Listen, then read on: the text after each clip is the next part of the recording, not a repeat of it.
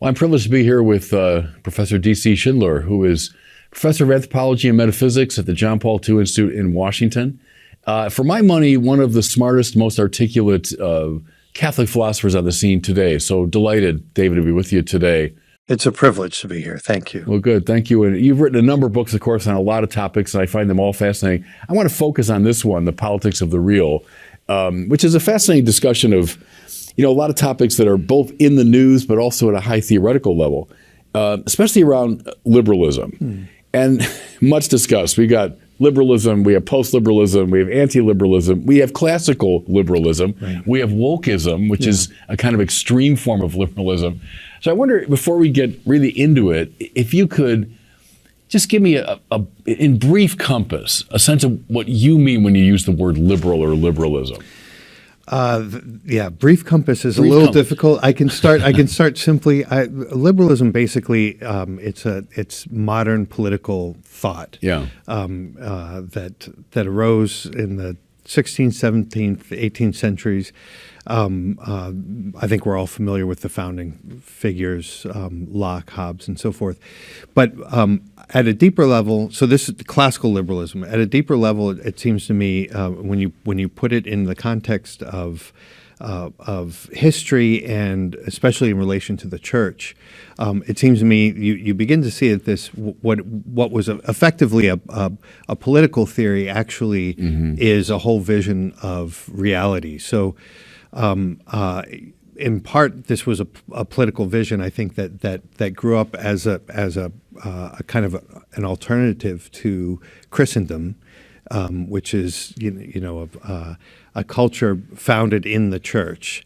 This is an alternative to that, and because it's an alternative to that, it encompasses much more than just a new way of doing politics. It's a vision of the human being. It's a vision of nature. It's a vision of economics and so forth.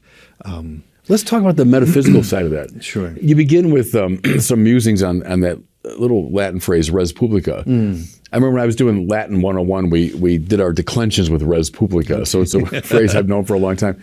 But you put a stress on the res part of that, the thing part of it, the reality. And there's some kind of disassociation with reality, let's say at least as the classical Catholic metaphysical tradition put it out, within liberalism. Talk about that as you see it.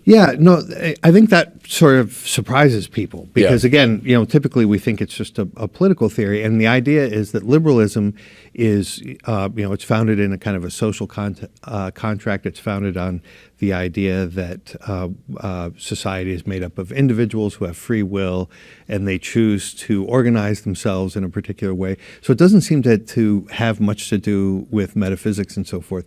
But one of the trails that I've tried to follow out in my work is to see that those what seem to be fairly straightforward assumptions actually you're rethinking the individual's relationship to reality and beginning with just pure power to choose as what most basically defines us as individuals.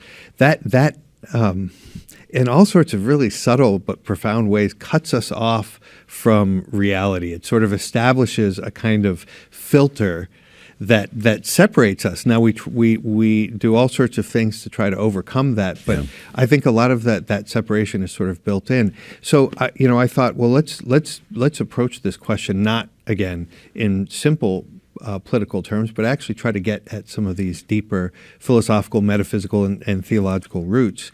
And I thought, okay, the way you begin is with things, the reality of things that confront us in a way prior to our freedom of choice. Right. And that harkens back to some of your earlier work. I think you say in this book at one point that the good is not chosen so much as given, right? That the good manifests itself and that we become beholden to it. That's right. Where so much of the liberal assumption is, no, what's in first place is my freedom, my will. And I choose. Right. And if that's your choice, well then, God bless you, that's great. That's right. As opposed to, no, the good in different ways manifests itself, it gives itself. That's right. And then we're obligated to bring our wills and our freedom in line with that. That's a whole different metaphysical vision, isn't it? It is absolutely, and that's a nice way to put the point. The good, for something to be genuinely good, it precedes us. It sort of strikes us with its intrinsic goodness. I think we all have the experience of something connecting to something simply as a matter of choice, that we have complete control over it. Those kinds of things tend not to hold us or compel us. Because we can change our mind the next day, and we have the sense of our will being fairly volatile and arbitrary. But true goodness is given, and where is it given? It's given in our fundamental relationships in our family. We're born into a family, and it's given in the things that surround us and in their reality. And if we try to reconceive ourselves as having our foundation and our roots in this given connection to the world, it really changes everything. It forces you to rethink quite a few realities that we take for granted. I think we have Monsignor Robert Sokolowski in common as a teacher. That's when right. I was a young kid at Catholic U, we read Hobbes's Leviathan, and Hobbes says there very explicitly, what the old moral doctors call the good is just the last thing you happen to choose. If I choose it, then I call that the good. Right. It's a purely sort of conventional sense of the good. That's a revolution. Sokolowski taught me that 40 years ago. That's a whole revolution in metaphysics and psychology and spirituality. But I would say almost every teenager in America has that as the default position, right? All that matters is it was my choice to do it. Yeah. But who's there articulating these values? Right. Someone else we have in common is Dietrich von Hildebrand, who's someone I follow with great enthusiasm. And that whole idea of value and value response. Right. It's not my stupid will that's determining things, but this value makes itself manifest. That's right. Is that near the heart of what you're trying to get at? It really is. The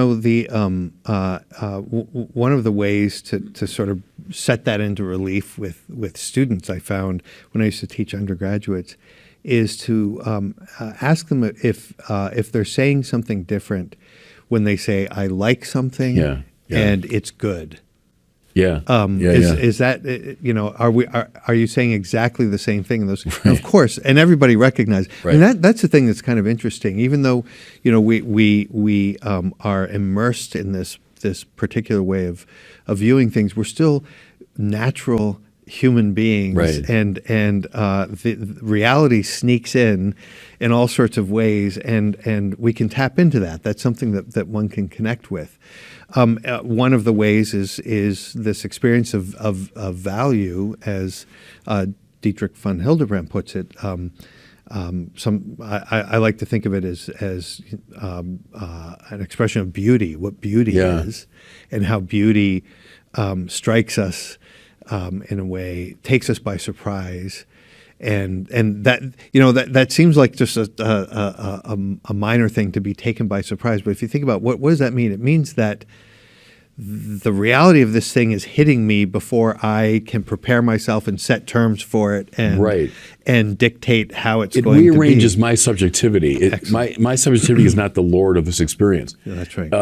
That's in your earlier work too, and it's a very Platonic idea that of the transcendentals, the beautiful comes first. Yeah, right. And then that whole surprise element and the wonder, the splendor of something. And then afterwards you say, oh, that corresponds to the truth of the mind and the good that the will seeks. That's right. But the first thing that strikes us is that's beautiful. Right. And it's in Dante, it's in James Joyce, up and down the great tradition. Yeah. But if I'm reading you right, that's a real danger inherent in liberalism that so privileges the individual and choice that gets bracketed. Right, and I mean, I think it's not hard to see that we've trivialized the meaning of beauty. I mean, it's right. To use that language, Hunters von Balthasar, the great theologian, observed that. It's truth and goodness are the ones that seem serious to people, whereas beauty doesn't seem to have that sort of gravitas. Or frivolous, right? It tends to be trivialized, and you see that. I mean, even artists in the contemporary modern world, they tend not to be concerned with beauty because beauty strikes them as bourgeois, Right. and facile and comforting. They're right to react to that because they're reacting to a trivializing of beauty. Yeah. But the response to overthrow it entirely and try to be edgy, try to be anti-beauty, and the ugly, it's the flip side of the same coin. And we see this kind of thing, I think, in many different realms of our existence. This properly human reaction to a trivializing or an impoverishment, but then because we don't have our roots in the tradition, the reaction just tends to be more of the same. It's not in the res. It's not in the thing, right? Yeah. This objective value. Something jumped out at me from your book here because I've been thinking about this a lot. Why is safety such a prime value in our kind of wokest culture now? And talk about that a little bit because I've said to people before, if you're a Christian, what we have before our eyes all the time is the crucified Jesus. And I said, now, whatever that religion's about, it's not putting a huge premium on safety, right. Whatever that is, That's right. or the lives of the saints. You never say, well, no, they were really dedicated to safety, these people. What is it about this liberal problem that would kind of conduce toward the valorization of safety?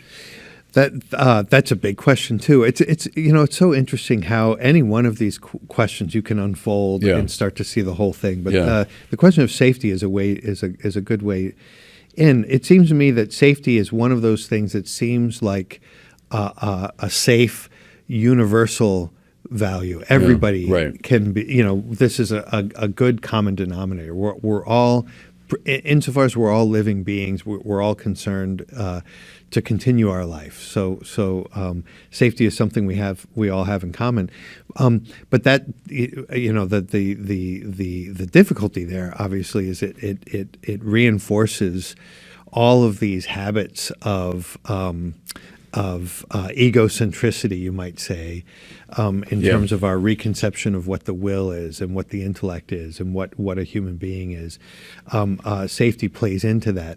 So it seems like it's something that nobody can get upset if we talk about safety, but in fact it's a subtle thing. Safety makes sense for a human being in a deeper context. Christians don't say, right, as you pointed out, our first concern is the safety and well-being of our parishioners. Although we heard some of that during the COVID times. That's not a Christian worldview, certainly. No, it's the adventure of mission, maybe, or something like that. Yeah. Well, and right, the love of God. I mean, love is not safe, and it's never been safe. And the word safety doesn't occur to you when you're in love. That's. Yeah, and to your earlier point about like the truly beautiful is not safe; it's dangerous. The truly beautiful, because it breaks in. Right. What's good on that, I think, is Iris Murdoch, the Irish philosopher and novelist. That how the good has this quality of. It arrests us. It's Balthazar too. I mean, it stops you in place and it rearranges you and then sends you on mission. Yeah. So if safety is your thing, you're going to create a buffer around yourself of protecting my choice all the time. That's right. And I won't let the truly beautiful in. Right. That's right. Yeah. No. Think about that. So I mean, her line I absolutely love. I always tell my students that this is one of those they need to put on the refrigerator. But love is the difficult realization that something other than oneself is real. Yeah. Is real. That's Murdoch, yeah. Yeah. So the res again. Right. The reality of something that because it's, insofar as I recognize it as real, that in itself is a recognition that I have a responsibility to adapt myself to it. I have to conform to it in a certain sense. If safety is what is setting the horizon, reality has to be reinterpreted, beauty has to be reinterpreted, all these fundamental human values have to be reinterpreted in a way that will fit. And I think that they end up being reinterpreted in ways that aren't really genuinely human. Right. Our friend Monsignor Sokolowski again used an image years ago that's always stayed in my mind, that the once integrated Catholic vision of life at the Reformation and the Enlightenment blew up. It blew up, exploded, and the pieces of it landed in sort of distorted form here and there. Right. And the good side of that is you can actually see bits of it if you're looking. That's right. The bad That's part right. is it's all kind of falling apart. Yeah. So maybe walk us through that a little bit as you see it. What was that integrated vision that in a way we've lost with the rise of the liberal mentality? What did it look like? Yeah, it's interesting. I have increasingly been sort of compelled by this idea that the heart of Christianity, understood not only as a faith. I mean, obviously, it is very much a faith, right? But a faith that generates a culture that is a faith in the incarnate God, who is incarnate in the flesh of Christ, but then in the church and through the church into the world. So, if we understand that to be Christianity, it seems to me it's very illuminating to to recognize that it represents a kind of a creative synthesis of these classic cultures, the Greeks, the Jews, and the Romans, and that each of these cultures represents, they sort of present in a paradigmatic way some dimension of what human culture is meant to be. Its rootedness in nature, its creative, cultural, institutional aspect with the Romans, and then the theological dimension with the Jews. That Christianity, in a way, brings all of those together in a manner that allows them to illuminate each other, so that we only understand nature in relation to culture and in relation to God. We understand God in relation to, and so that it seems to me is what the Christian integration is. When that fragments, as you put it, we can sometimes have the illusion that picking up these pieces and putting them all on the table at the same time is more or less the same thing, because they're all there. But they've radically changed outside of that integration. So what that integration would have looked like concretely, and what it could look like again in the future, those are big questions. So if the incarnation is a fact, and we hold that to be the case, God really becomes human in Jesus, but also then by extension, the church fathers saw this so clearly. In a way, God enters into all of nature and all of history and so on. And then the church, as the fathers also saw, the extension of the incarnation across space and time. As I understand your argument, that has huge political implications. If we take that seriously, we can't say, "Oh, that's a little private belief that I happen to have, in my subjectivity, and you've got your own beliefs." But if that's the case, that's really the res that we're talking about, then what does politics begin to look like? Well, right. I mean, we have some intimation of that with the medieval vision, and obviously one can be romantic about that. But if we're just thinking about the principles, we have some intimation that the king is an anointed king, and he's anointed by the Pope, by the Church. So what does that mean? By being anointed, he's sent on a mission. There's a sense in which, and this is why that's not theocratic. It's not so. Theocracy is when the religious figures, in a way, order society and make the call, as it were, take charge.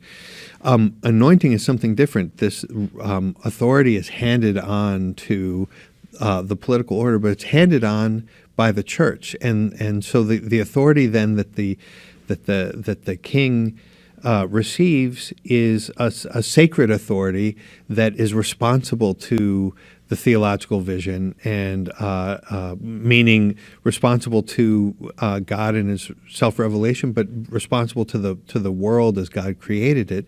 But it really is His responsibility. There's a certain freedom. There's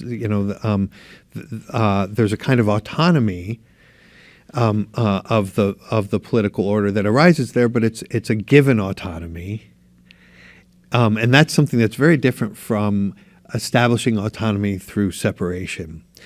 So I think we have a vision there. Now the question is, what do we do now? We don't live in a society where we have. You're not interested in my becoming the mayor of Rochester. That's right.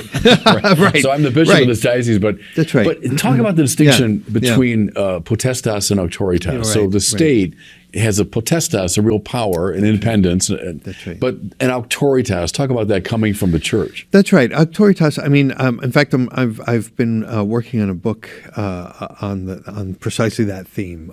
But I'll try to keep it contained here. Authority has built into it a kind of I call a martyrological dimension. That to have authority means to look above. To see that there's an order that's given by God and has a kind of cosmological dimension, to look above and then to try to communicate that order below in a genuinely creative and prudential manner below. That authority sort of has that structure. Power is the execution of that task, carrying it out and taking up the various determinations that are required by that task. And it seems to me it's very different if we think of power as rooted in authority. And so that, again, here we have the anointing of the king. The king's power is received, and it will always bear the traces of the authority that communicated it. Which in turn is grounded in a metaphysical vision, right? So the auctoritas is grounded there, and then it's communicated to the one who has potestas. And you're not asking the religious authorities to be micromanaging civil affairs. Right. I mean, obviously that would be something potentially quite frightening. Right. Yeah. But we're getting ahead of the game a bit there, because I wanted to get to that toward the end of our conversation. But in some ways it's the hinge, isn't it? As you lay out this vision, because I think that's largely lost. In our understanding of politics, it often comes down to things like safety, protection, and do a Hobbesian number, protection from each other. That's right. That we're threatening each other. That's right. I'm threatening you, you're threatening me, so we need the Leviathan state to intervene to make sure we don't kill each other. And then bring it up. It's softened through Locke and Jefferson and others, but still, I've got these rights to my life, liberty, property, and so on. Government's instituted to protect those rights. It's protective, not directive. We can put it that way. And now, why? We say, well, there's been a loss of an overarching metaphysical vision. That happened. It fell apart. And you've got a lot of warring religious voices and disagreement, deep disagreement about metaphysical, absolutes. And so could you argue that's where, liberal modernity comes from? It comes out of this conflict about a comprehensive sense of the good. So is it the best we can manage, or can we ever get that toothpaste back in the tube? Well, that's a very big question. And before addressing that, I do just want to point out some of the things that you mentioned, just draw on, because that was a very rich statement.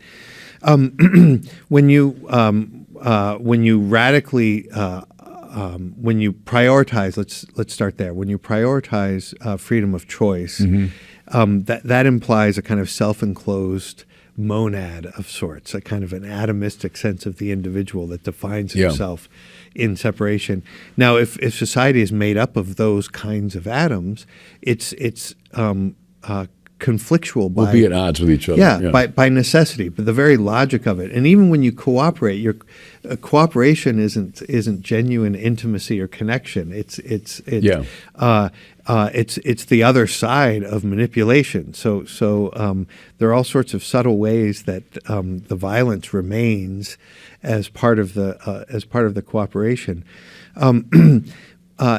That sort of radical individualism, as you pointed out, it's very evident in Hobbes, requires a strong centralized government. So ironically, radical individualism coincides with a kind of an absolutist sense of governance. And there you have this arrangement that the government in one respect says, we're not going to be determining, we're not going to be guiding you, we're simply going to be establishing rights. But because there's such a disorder, the very clearing of space for rights becomes a kind of an intrusive organization and direction. And so we begin to think of things like safety as the highest good that organizes our society. That becomes directive and not just protective.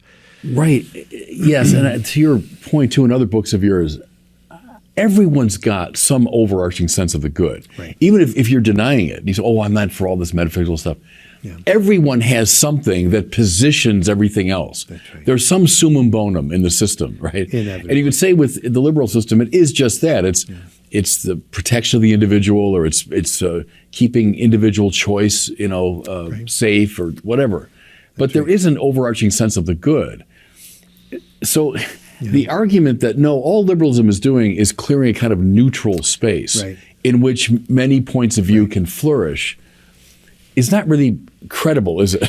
Well, on the surface, it's plausible, and there's something compelling, and it wouldn't have been so successful if there wasn't something compelling about it, because it seems to leave you free to believe all the things that you used to believe. All of these, you can be traditional in a liberal context. The problem is that in a subtle way, it's changing the landscape, and I mean, in a radical way. I sometimes say that it's allude to this old joke, Stephen Wright. I don't know if you remember him. Sure. The one-liners. He said once he came back to his apartment and discovered that all of the furniture had been stolen and replaced by identical replicas. And then his roommate came in and he said, "Have you noticed all of the furniture has been replaced?"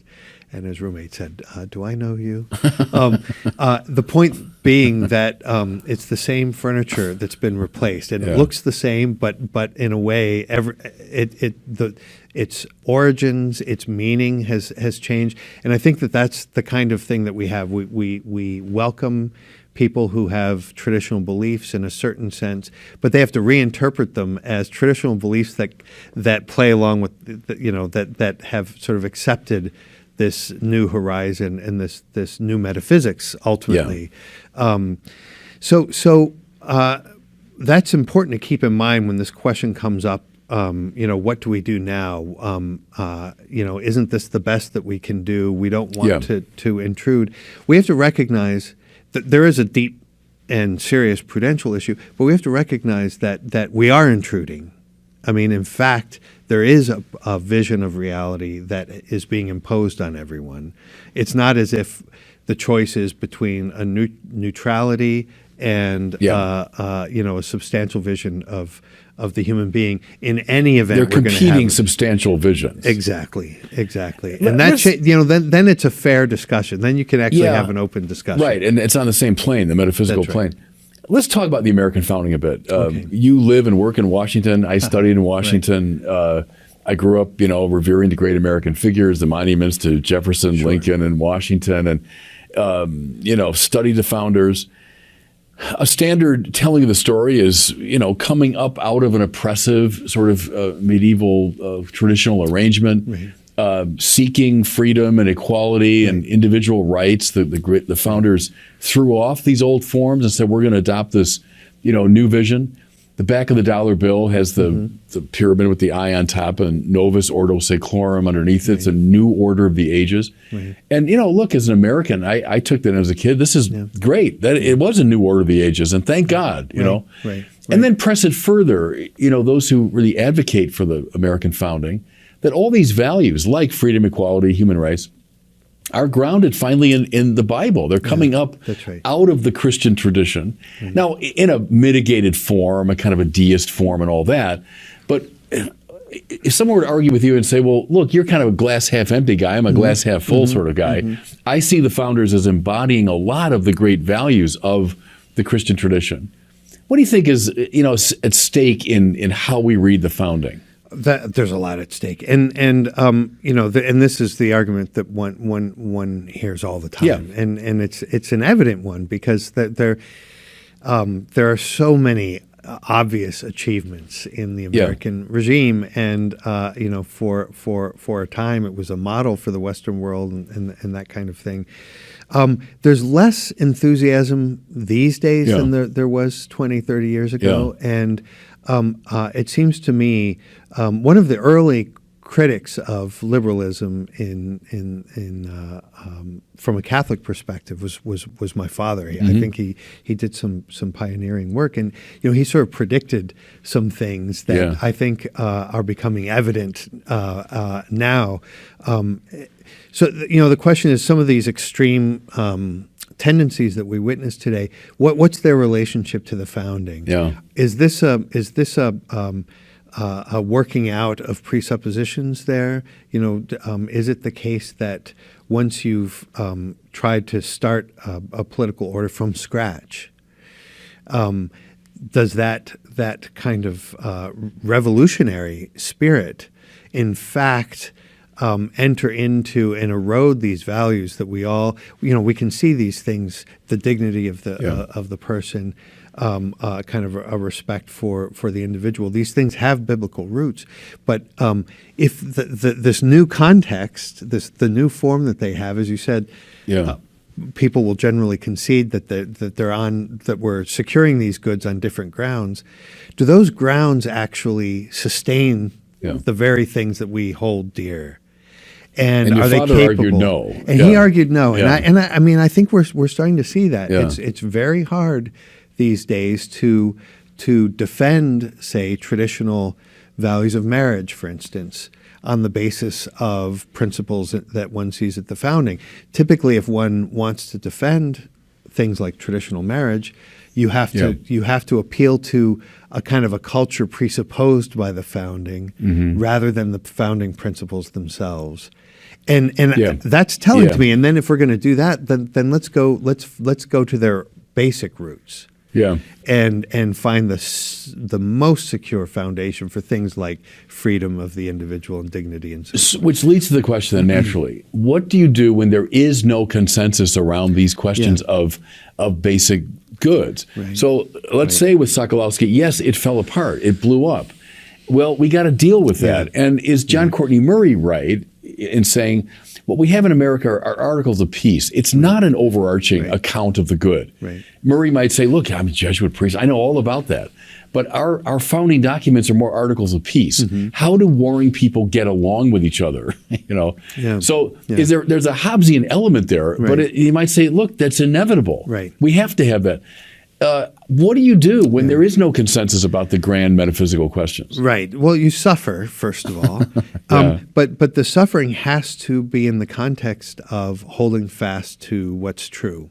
And it seems to me, prudentially speaking, this may be the best that we can do. Okay. So prudentially speaking, but I would want to insist on the robust and what I would call the authentic meaning of prudence, which requires in the first place a robust recognition of the truth in its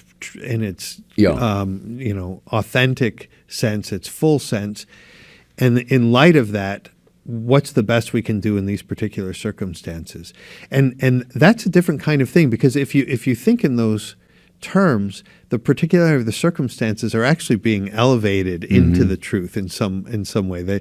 A certain light gets cast on them that would be slightly different. Typically, people will have a more impoverished sense of what prudence would mean, and they would say, "This is the best we can do. So let's take this as our absolute starting point." So it actually starts to become normative as opposed to one of the factors in the judgment. Let's say, I want to cite Sokolowski again. I remember his saying years ago, what a blessing it was at our founding. Some of the most brilliant people in political philosophy and political practice weirdly came together in one place at one time, from Adams to Jefferson to Hamilton to, so I'm going to put you in that room, whether it's 1776 or 1787, and you're hammering out the American thing. And you've got these brilliant people, Jefferson, that are certainly not going to share a grand sort of Catholic vision of the real or an incarnational ecclesiology. What would you have done? What would you have argued for in that room? That's interesting. I've never imagined that. This would be a nice Ignatian meditation. I can see you in colonial garb. And maybe I'd kind of like to try out one of those wigs. But and what would you argue for with Thomas Jefferson and John Adams? I suspect I would want to ask the kinds of things that are presented as self-evident. What do we actually mean by those? Yeah. And what are we drawing on? What is the foundation on which we can say these things? And I would want to press beyond nature's God. Yeah. Okay. Because it seems to me that wasn't invented out of nowhere, and it wasn't just something to reason to from a kind of neutral premises. That notion itself has a tradition. Yeah. And Yeah. it's not a Catholic one. It's not a Christian one. Very consciously so. Right. Yeah. Among many of those, I mean, Jefferson, in a way, he's an easy target with this because he had very self-consciously, deliberately a program of separating from the Catholic Monkish tradition. superstition The and all monkish, that. yeah. Yeah. So there really was a kind of a program there of providing an alternative to what had previously been granted to us Right. by God through Christ and the Church. Now is something we're going to try to Yeah. recreate on our terms. Would you go as far as George Will, who says that it's just boilerplate, that when Jefferson and company talk about God and nature's God, it's just boilerplate. They don't really mean it. Yeah. They don't need these theological, but they were doing it as a kind of sop to the religious people at the time. I've never been tempted to go quite that far. No, but- and I don't think you need to. I don't think you need to say that they were insincere. I actually think that they. Some people think that my criticism is that people were just pretending to be Christian, Yeah. and that secretly they were devising this. There are, as I said, there are some figures that were doing that, but it seems to me that the problem isn't that. It's not this secret program to undermine things. It's actually the ones that were most Christian friendly and serious about Christianity. I would want to ask them and pursue this question. What is it? How do you understand the relationship between faith and reason? What's the meaning of the church? What's the meaning of the tradition that has grown up in and through the church? That to me is the more decisive question because I mean it's a very simple point, but at the heart of this argument for me is do we recognize the goods that we rightly see in liberalism? Do we recognize those in their truth as having their roots in this organic tradition that we've inherited, or do we isolate them from that? And the most enthusiastic and sincere Christian believer can actually interpret these things as isolated from this tradition.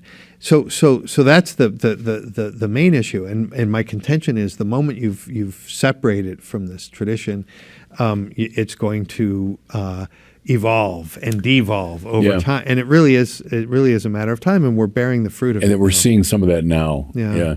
One thing I find really intriguing in your book is that the opposition of liberalism, not just to Christianity, but specifically to Catholic Christianity, Right. with its strong incarnational emphasis and with the church as a kind of bearer of that incarnational presence. Right. And we already referenced the Jefferson, I think it's a letter where he talks about that's right. getting rid of this monkish Yeah. superstition. The other one, it's always intrigued me, is John Adams has it's a diary entry, I think.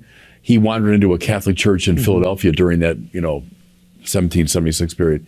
And was taken by it. I mean, he's caught up in the liturgy, and then he says, "Oh, how we ever managed to shake ourselves free of this?" Right, right. So, is that really? It's a hinge to your argument that it's an opposition to the Catholic expression of Christianity, Right, precisely because that's Christianity in its robustly traditional form. Yeah, right. I mean, one might say Orthodox too, but the main point is not choosing one, as we would say in modern lingo, one denomination over the other. Right. No, the point is recognizing Christianity as a tradition that has grown a culture and forms of life, which include political forms, or not seeing it instead as just a faith, which separated from that can't help but become essentially kind of a private thing. I mean that's the main concern.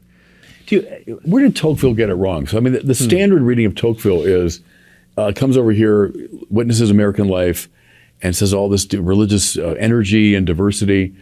Democracy without a religious foundation is going to founder. Yeah. But how wonderful that this kind of private space opened up by American freedom, allowing all sorts of religious expressions, and that informs public life, at least indirectly. I've mused about what do we do now, especially when that Tocquevillian equilibrium has really been compromised, as people are disaffiliating like mad from the churches. Belief in God is attenuating. Talk about Tocqueville a little bit. What did he get right? What did he get wrong? Yeah, I mean, on that point in particular, it's interesting. He does make the observation that he thought in the long run it may be the case that religious would be Catholics. Yeah. And why did he think that? He was aware for all the things he admired, and he was such a perceptive reader of observer of humanity. He was concerned next to the positive gains that there were these sort of bond eroding principles at work, and that was going to lead to a certain thinning out of our social coherence and a certain kind of drift into a special kind of individualism, which he distinguished from selfishness. Yeah. And I think that's really important. For him, the issue was more how we conceived of ourselves rather than, in the first place, whether we were kind to people or greedy and so forth. He thought that Catholicism might end up being the religion that remains precisely because it resists. Yeah, you're baptized as a child. I mean, that's an extraordinary thing. Right. What does that mean? That institution is a recognition that the deepest part of our identities are not things that we choose for ourselves, right? Yeah. But that are given to us, and eventually we do have to choose them, but we choose them inside of a relationship that's been already given to us. And my question actually is whether in the future, as things continue to unfold, if it's going to be again. Perhaps Tocqueville was more right about this than we realize. Perhaps it's going to be precisely Catholicism in its more traditional form, and I don't mean traditionalist. Yeah, I know what you mean. Right, in its more traditional form, that's going to be attractive to people, and that there's a sort of a hope that this is responding to something that's been missing, and that we're missing in culture at large, but we're also missing in our personal lives. You know what text has always intrigued me along those lines is Henry Adams, so the inheritor of this great American, colonial tradition and relative of two presidents and all that. But he writes Mont Saint-Michel and Chartres. He goes over to Europe and he takes in the culture we've been talking about. That's right. As a very perceptive American, but formed by, call it a very liberal, viewpoint. But then he comes into touch with this Catholic culture that just energized him extraordinarily. No, isn't that interesting? I find that absolutely fascinating, and there's some great insights in that book. But here's sort of the ironic implication here is that perhaps Americans are in a privileged place to recognize the beauty of these things in a way that Europeans who have grown up in, when you have a cathedral in your town, that's going to change the way you think about, in subtle ways, and it's very easy to begin to take it for granted. But coming from the outside, I think there's an opportunity to rediscover the beauty of these things. Yeah, and I do think it's happening among young people too.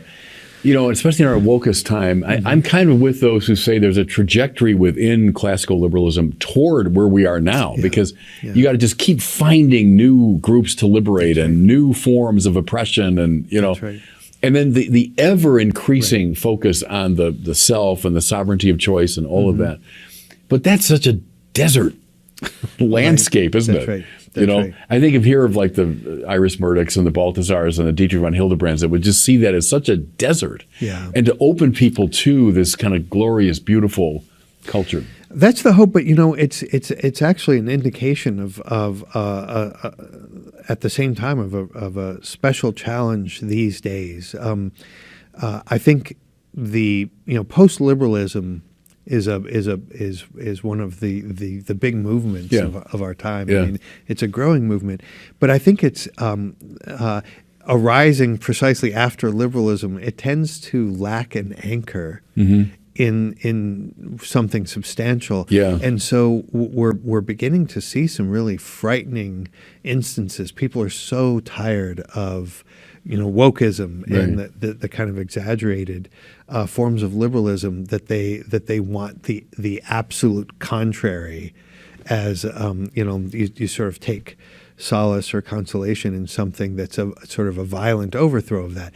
And the problem is I think that this is a movement that's growing, and it's something that one can sympathize with, but it just sets into greater relief, I think, the special mission that Catholics have right now to try to show that That's right.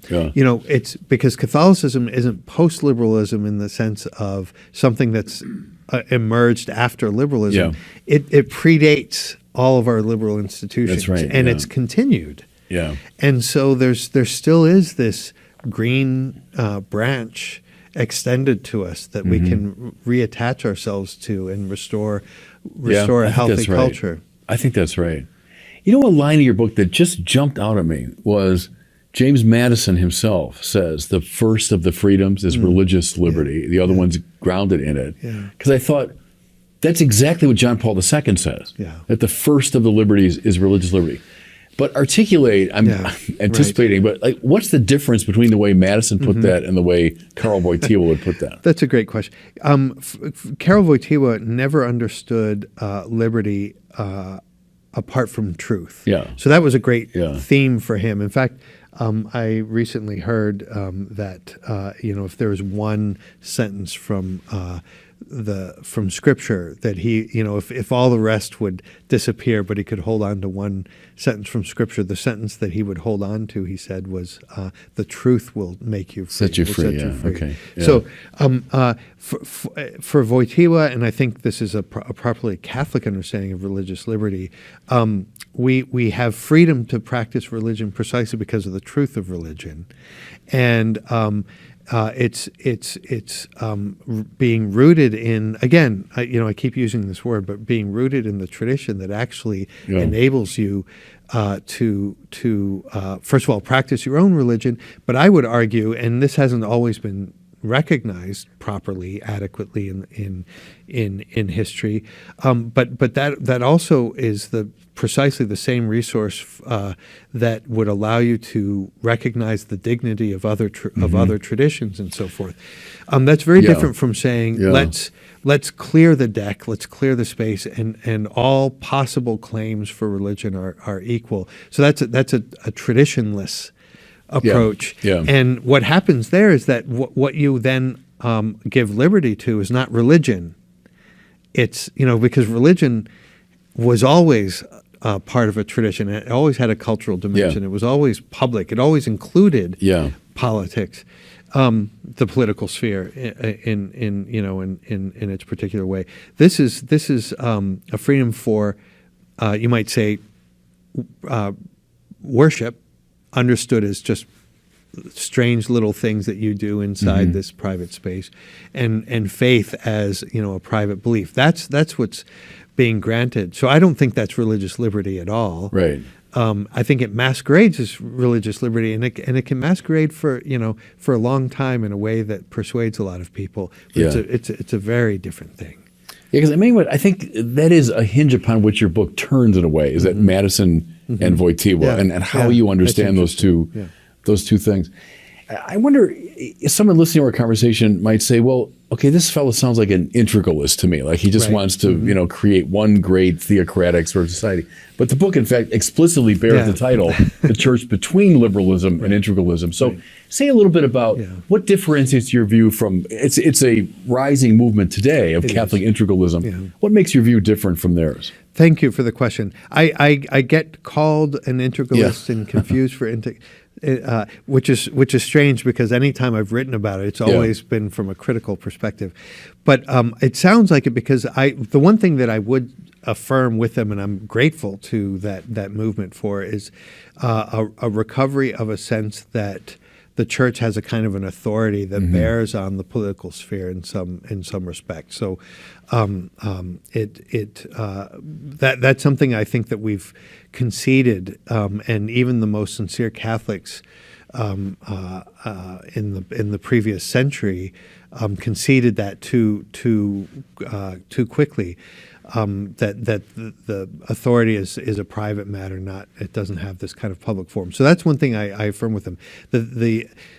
Where I differ, and I think this is a really crucial point, and in a certain sense I'll be hearkening back to things we discussed earlier, is that typically, and of course there's a spectrum of figures that claim integralism, but typically the idea is that the question for integralists is, to what extent can the church use the state? Well, there are two sides of it. One is, to what extent can the church use the machinery of the state to achieve her ends? So we take the political order as it is, the modern liberal state, but we try to redirect it to Catholic ends. So that's one side. And then the other side is this idea that a concession, again, of the political as only achieving partial human goods, ordered to things like safety. And then that gets supplemented by the church then stands for the sort of supernatural, the higher dimension of human existence, the spiritual goods, and so you add these together. This is a bit of a simplification, but you've got the human goods and then the spiritual goods. You put them together. I mean, a couple of points there. There'd be a lot to say, but just a couple immediate points. One is that spiritual goods are human goods. I mean, we're essentially spiritual creatures, and so even our life in this world is saturated by a concern for God. And this is something Christopher Dawson beautifully recognized, that religion has that cultures are embodied religion. So that's that's not something that gets added from the outside. That's part of our political life. And then that means that the church doesn't have to control that from the outside. In a way, it's the anointing, the handing on of this particular task that also has a theological dimension. So the political order itself already has a kind of a theological mission, namely the theological dimension of our life on earth. There, in a way, the church reaches more deeply into society, but it does it in a way that allows the integrity of the political sphere. It doesn't have to dictate. So, to take a very concrete example, the church has no business making laws in a country, but it seems to me that the church represents an authoritative interpretation of what a human being is, what man and woman are, what and therefore what the purpose of the law is ultimately. And then the political order has to then realize this in whatever way it sees fit. But it receives this tradition as authoritative, and it operates freely inside of that. And I think that freely is a thing that distinguishes my position maybe from the No, I get that. Let me just press it a little bit, because I'm thinking of a conversation I had as one of the bishops of Minnesota. We went up to the state capitol about a year ago to meet with legislators. We met with the governor. Interesting. Yeah. And, we had our set of issues, and I was assigned to talk to the governor about the whole gender thing, because Minnesota has become like a sanctuary state, for those who want, which is appalling. Yeah. And so I told the governor that, I think this is appalling, and it's a shame that we're involved in this, and we'd like that to change. And he looked at me like I had two heads, and that was the end of the conversation. That's right. I'm trying to imagine, like within David Schindler's view of things, what does one do? What would that look like in a more ideal setting? What would I, as a bishop, a representative of the church, do, or how would I do it to influence the potestas of the state? Well, it's hard to give sort of general principles for Yeah. that kind of thing because these sorts of encounters are very particular. Yeah. But it seems to me, whereas the integralists want to immediately talk about, it's interesting. One of the first issues that they got worked up about is the question of whether the church could enlist the state to execute heretics, something like that. So Right, this right. extreme case, and it's Right. I mean, it's startling. But there you see the question is just who has power and how can you wield the power. It seems to me that the I like to think of it as the philosopher king in Plato's Republic, right? Yeah. People think, well, that sounds tyrannical, the philosopher king. But how did the philosopher king operate in Plato's Republic? He went down into the cave, so he didn't command and right. impose an order. He came down, he entered into the condition of the people in Right. there, and he asked questions. So that's how the philosopher king brought the light in. He asked questions. So it seems to me that questions that concern the matter itself. If one has a conversation with a politician, the point wouldn't be in the first place, what are you going to do about this moral issue? It would be, what's your purpose? How do you understand your task? Like what is it that you're trying to protect? And why do you protect these things? In that very conversation, I said to the governor, part of the purpose of the law is to make us good, is to tell us what the good is. And if the law says this is permissible, it's a way of signaling to the soul, that's a good thing. Yeah. And if the law says that's not permissible, it signals to the soul, this is something that I should be avoiding. That's right. He looked at me with incomprehension. Right.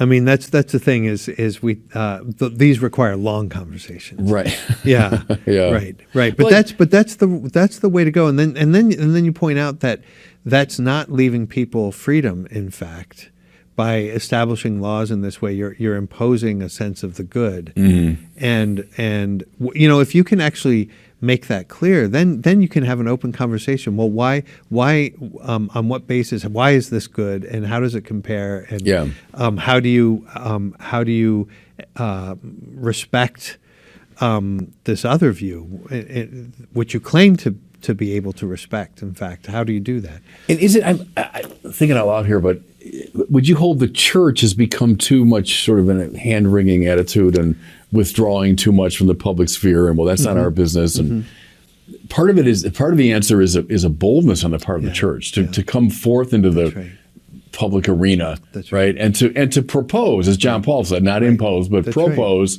our vision of life. Yeah. Unquestionably. And the thing is, the hand-wringing tends to be of a certain generation, speaking to people of a certain generation. I mean, young people want a bold proposal. Yeah. And so there's no danger in doing that. I mean, I think we have so much evidence of that. The danger is that if the church doesn't make a bold proposal, there are a lot of people on the internet that are making bold proposals in a way that are deeply problematic. Right. Something I take, I've said it earlier in our conversation, as basic. There is no neutral space. There just isn't. Everyone's got a metaphysics. And then it's power language too. I mean, someone got in power to, let's say it, impose a basic metaphysical view. And we do have that in our public space, in our country. It's a certain metaphysical view, this privileging of the individual and choice and all of that.